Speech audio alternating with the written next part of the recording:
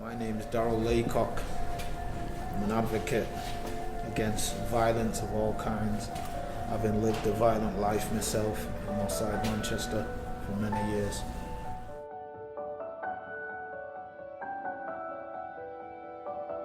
It's very touching to see. A lot of people have lost lives.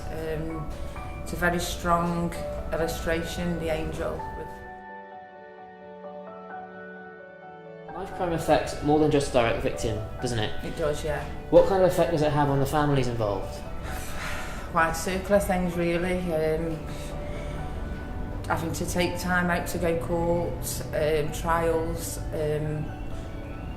worrying that your son, your daughter is out there. You want them to have a social life, but at the same time you're counting down the minutes till they're back home.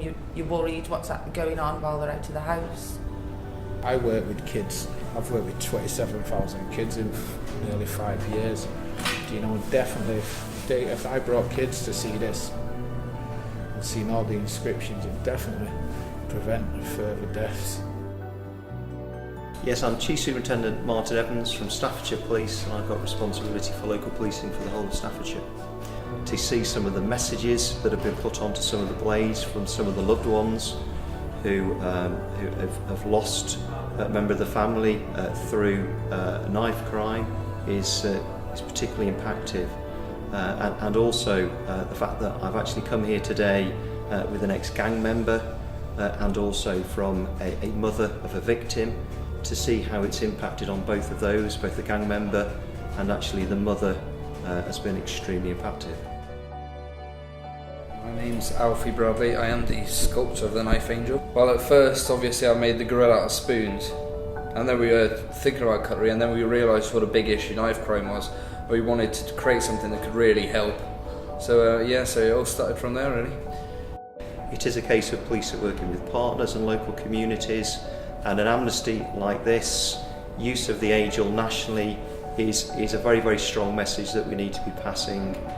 And certainly the more we can get the message out, the more we can educate youngsters to say that this really is not something you should be doing, then I've no doubt the better the picture will be moving forwards.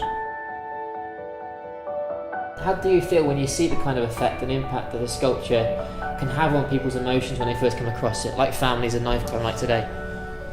Every single family that's come to engrave a knife or write a message on have been incredibly emotional, obviously, and a